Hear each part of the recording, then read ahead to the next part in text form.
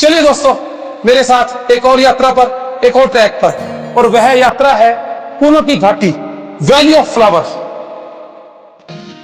अरे यार घुमा करो, जब जिंदगी ढल जाएगी तब याद करोगे। जिंदगी थी, जीनी थी, पर रह गई, इसलिए घुमा करो मेरी तरह। करते ये मस्तियां, अपना तो यही काम है।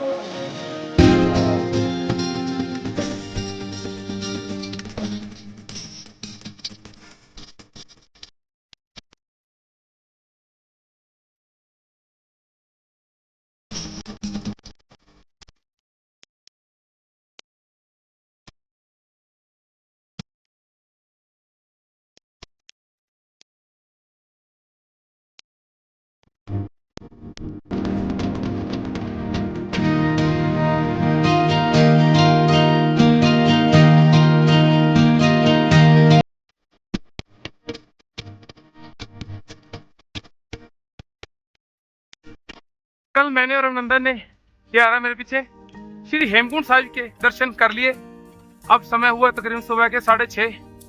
हम दोनों निकल चुके हैं फूलों की घाटी, वैली ऑफ फ्लावर के ट्रैक के लिए। चलते हैं, हम दिखाऊंगा मैं आपको वहाँ पे कैसे कैसे फूल हैं, कैसे नज़ारे हैं वहाँ पे। श्री हेमकुंड धाम गुरुद्वारा जी से तकरीबन 500 मीटर की दूरी पर दो रास्ते आते हैं। एक जाता है श्री हेमकुंड साहिब जी की तरफ और दूसरा जाता है वैली ऑफ फ्लावर की तरफ।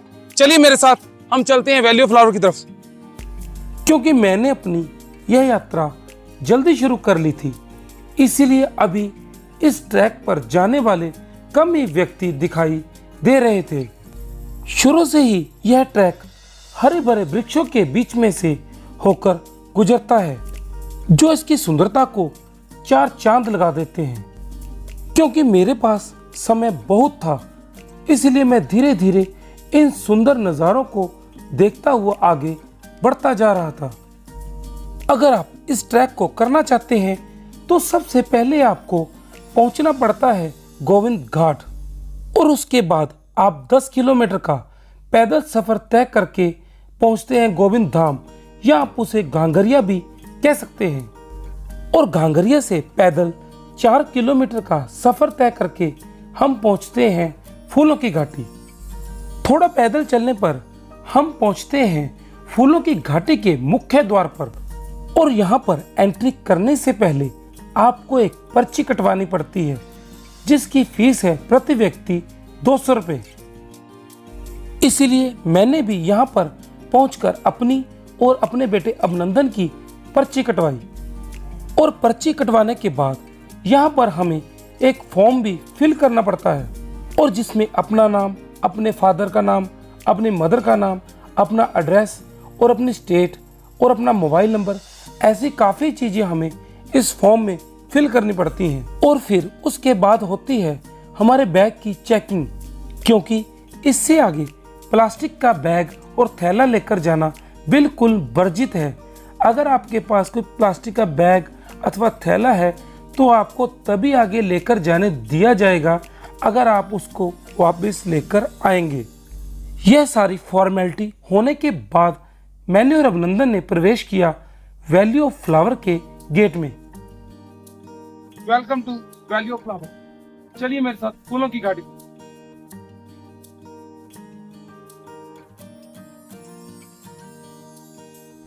वैली ऑफ फ्लावर में मैंने अभिनंदन के साथ एंट्री कर ली है।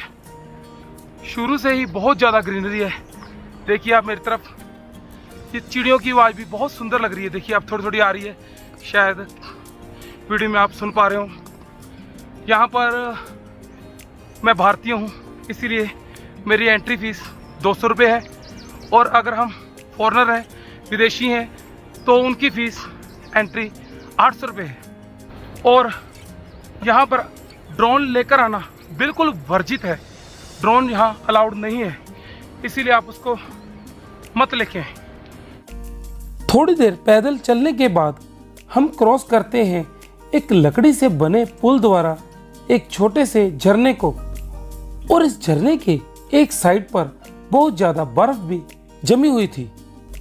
हर एक ट्रैक की तरह इस ट्रैक की शुरुआत भी मैंने बड़े जोश और तेजी के साथ की, क्योंकि अभी एनर्जी बहुत थी और ट्रैक करने का उत्साह भी बहुत ज्यादा था। इस ट्रैक को करने के मेरे पहले भी कई बार प्रोग्राम बने, परंतु प्रोग्राम बनते थे और कैंसिल हो जाते थे।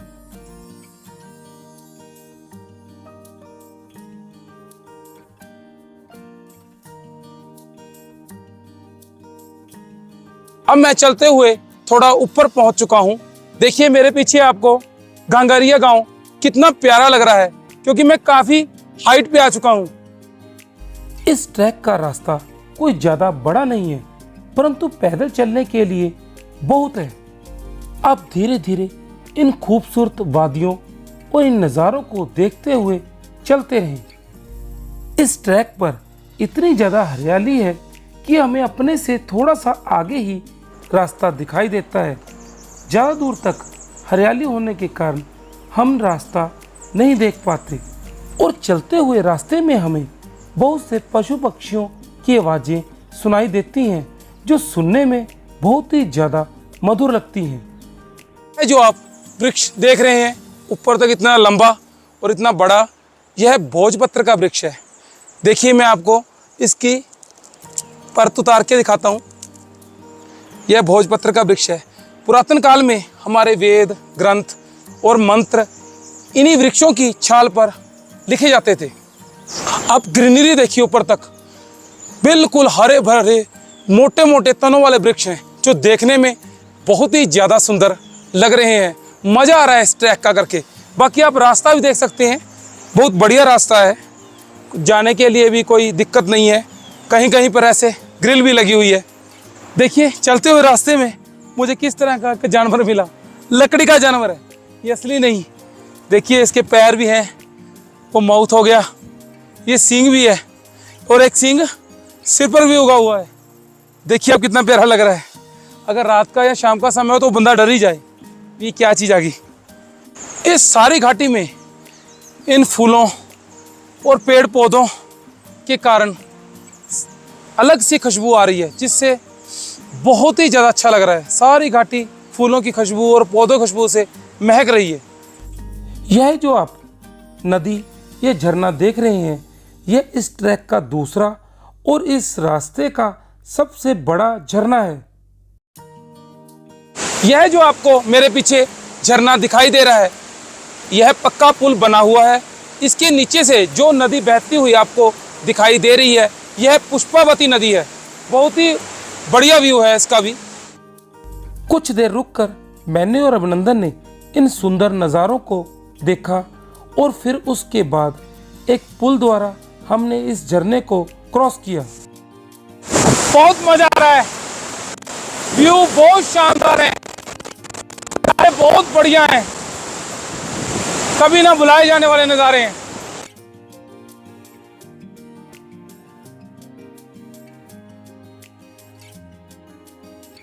यह मेरे पीछे जो आप झरना या नदी कह लिए, जो मर्जी कह सकते हैं इसको नाम है पुष्पावती। बहुत ही बड़ा झरना है, पूरी वेग से पानी ऊपर से नीचे आ रहा है। छींटे भी मेरे मुंह तक पड़ रहे हैं इसके। आप देखिए, शायद आप देख पा रहे हो। बहुत मज़ा आ रहा है इस ट्रैक में, पूरी नेचर का आनंद लिया जा सकता है। इस ट्रैक के दूसरे झरने को क्रॉस करने के पश्चात जो आगे का रास्ता आता है, वह एकदम खड़ी चढ़ाई वाला है और यही रास्ता इस ट्रैक का कठिन रास्ता माना जाता है। और इस वैली ऑफ फ्लावर की समुद्र तल से ऊंचाई तकरीबन 3600 मीटर है। भले ही फूलों की घाटी और श्री हेमकुंड साहिब जी की यात्रा का रास्ता एक ही है, परंतु यहाँ पर उसके मुकाबले बहुत ही कम व्यक्ति आते हैं। परंतु मैं आप लोगों को एक बात जरूर बताना चाहता हूँ, अगर आप हेमकुंड साहिब जी की यात्रा पर आ रहे हैं तो यहाँ पर जरूर आएं। और वह इसलिए क्योंकि यहाँ के जो नज़ारे हैं वह कभी ना भूलने वाले हैं। रास्ते में काफ़ी जगह ऐसी भी आती हैं। देखिए मेरे पीछे लिखा भी हुआ है स्लाइडिंग जोन। यहाँ पर आप कम से कम खड़े जल्दी से जल्दी यहाँ पर निकल जाएं, क्योंकि यहाँ पर स्लाइडिंग भी हो सकती है। इस वैली ऑफ फ्लावर के बारे में मैं आपको एक और जानकारी देता हूं। आप सुबह 7 बजे से लेकर 11 बजे तक इस वैली के गेट में एंट्री कर सकते हैं और शाम को 5 बजे से पहले पहले आपको नीचे भी आना होता है।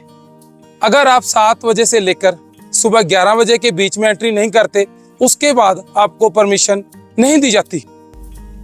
यहाँ पर बहुत ही कम लोग आते हैं, इसलिए यहाँ पर हरियाली और ग्रीनरी बहुत ज्यादा है, जो देखने में भी काफी सुंदर लगती है। भारत ही ये मस्तियां, अपना तो यही काम है। यह जो आपको मेरे पीछे वृक्ष दिखाई दे रहे हैं, यह सारे भोजपत्र के हैं। यहाँ पर भोजपत्र बहुत अधिक मात्रा में है। ज्यादातर वृक्ष यहाँ पर भोजपत्र के ही हैं। यह जो भोजपत्र का वृक्ष है, यह उसी स्थान पर ज्यादा होता है जहाँ पर ठंड और ज्यादा बर्फ पड़ती हो।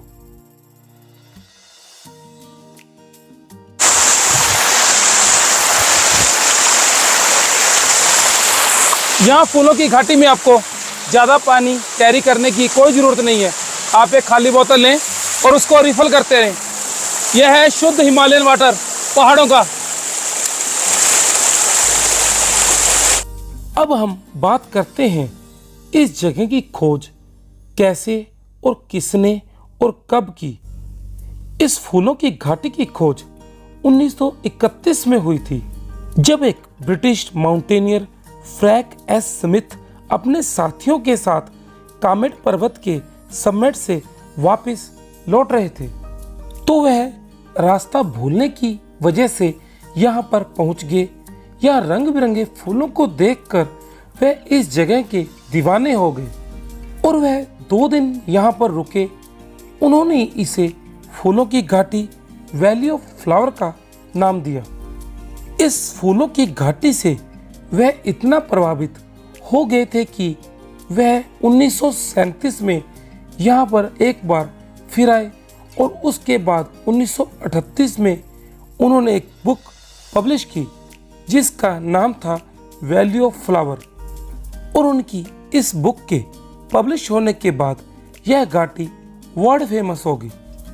इस फूलों की घाटी को पुराणों में नंदनकानन नाम दिया गया है और पुरातन काल में इसे इंद्र का बगीचा और परियों की भूमि भी कहा जाता था।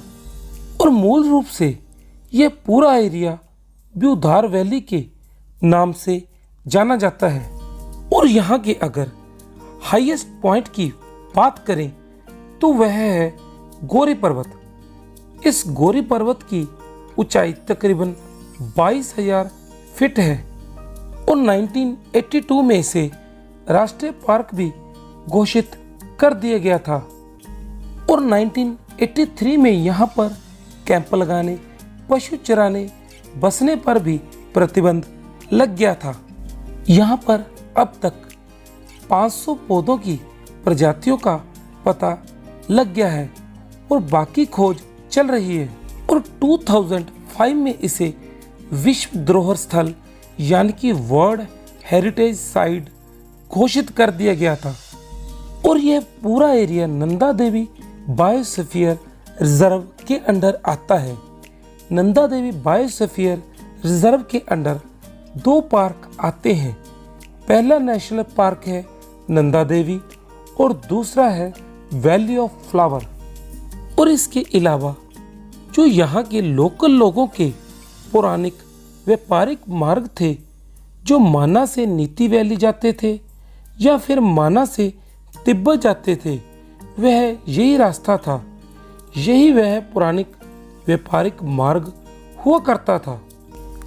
यह फूलों की घाटी इतनी ज़्यादा सुंदर है, जिस तरह फ्रैंक एस स्मिथ यहाँ पर दोबारा आए थे, उसी तरह मुझे लगता है अगले साल मैं भी यहाँ पर दोबारा आऊँगा।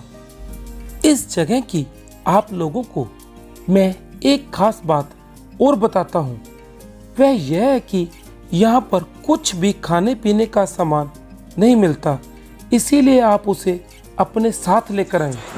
इतनी ऊंचाई पर 13,200-300 फीट की ऊंचाई पर पहुंचकर अमूल कूल पी रहा है अभिनंदन, पीनट खा रहा है, मैं पी रहा हूँ रियल का जूस, बहुत टेस्टी लग रहा है। ऐसे नज़ारे और कहाँ, इतनी ऊंचाई पर इतने हसीन वादियों में पहुंचकर इतना कुछ खाना, मज़ा ही अलग है इसका। मैंने जिस दिन इस ट्रैक की शुरुआत की थी उस दिन मौसम बहुत ज़्यादा साफ था। साफ मौसम होने के कारण मुझे यहाँ पर बहुत सुंदर व्यू और नज़ारे देखने को मिले।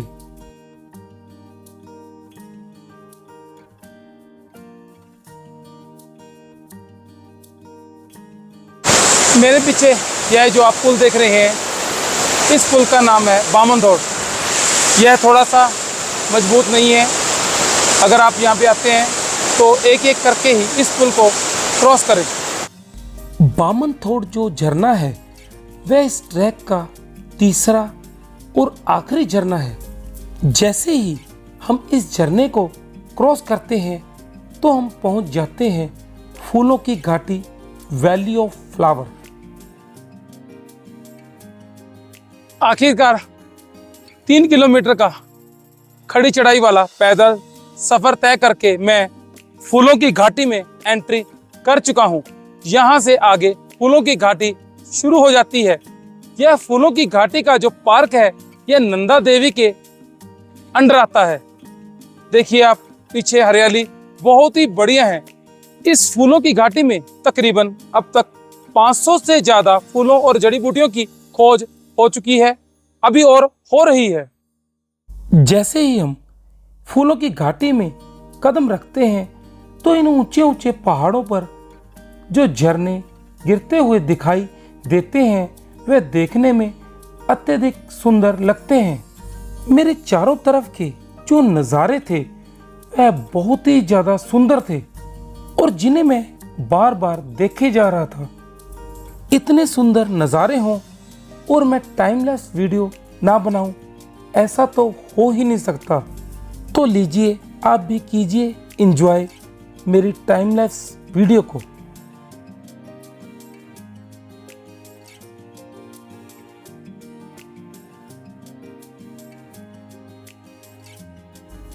इस फूलों की घाटी की एक खास बात और है। इस वैली के जो फ्लावर हैं वह हर 15 दिन में अपना रंग बदल लेते हैं।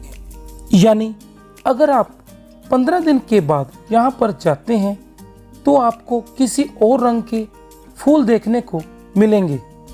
अगर मैं आप लोगों को सच में बताऊं तो यह जगह किसी स्वर्ग से कम नहीं है। मैं कई घंटे यहाँ पर बैठकर इन सुंदर नज़ारों को देखता रहा। यहाँ से वापस आने का तो मेरा मन नहीं कर रहा था, पर यहाँ पर रुकना भी असंभव था, क्योंकि मैंने आप लोगों को अपनी और यात्राओं की वीडियो भी तो दिखानी है। जल्दी मिलते हैं किसी और यात्रा पर, किसी और ट्रैक पर।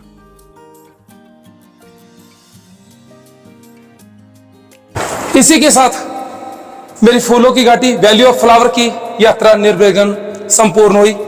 अगर आप मेरे चैनल पर नए हैं तो मेरी वीडियो को लाइक करें, शेयर करें और मेरे चैनल को सब्सक्राइब अवश्य करें। जय शंकर।